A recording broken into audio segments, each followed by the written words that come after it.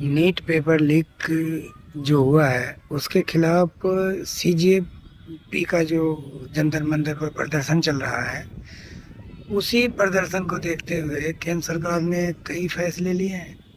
अभी तक स्वतंत्र भारत के इतिहास में अभी तक आप सोचिए, जिम्मेदारी तय नहीं थी कि यदि पेपर आउट होता है तो किसके विरुद्ध क्या होगा। आज तक इस पर कभी कोई चर्चा नहीं हुई। जिसको जो मन हुआ करता गया। इसी से जो प्रश्न पत्र आउट करने वाले हैं उनका मन बढ़ता गया। अब वो जब जो मन हुआ करता गया। अभी भी जो मसौदा तैयार किया गया है उसमें यही कहा गया है कि उसको 10 साल की सजा होगी और 1 करोड़ रुपए जुर्माना होगा। अब अंदाज़ा कीजिए, ये जो माफिया है उसके लिए 1 करोड़ क्या बात है। जो 1 करोड़ एक बहस के वकील को दे सकता है, वो 1 करोड़ जुर्माना देने में क्या 10 साल में उसको क्या हो सकता है। 10 साल तो वो आराम से जेल में बैठेगा। अब बैठे बैठे सारे नेटवर्क तय करेगा।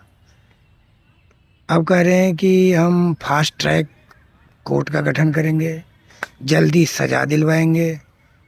फिर भी इनसे ये लोग डरेंगे नहीं, इनको कुछ नहीं होना है। आंदोलन पूरे देश में फैलता जा रहा है।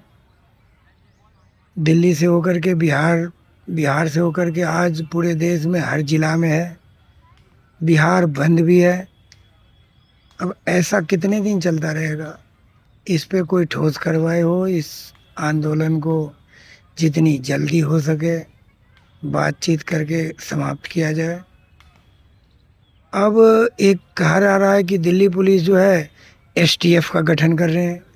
उस एसटीएफ का काम होगा कि जितने भी परीक्षा है, यूपीएससी है, एसएससी है, रेलवे है, आईबीपीएससी है, एनटीए है, और केंद्र सरकार द्वारा जो भी परीक्षा लिया जा रहा है उसमें कोई अनियमितता होगा तो उसकी जांच करेगी।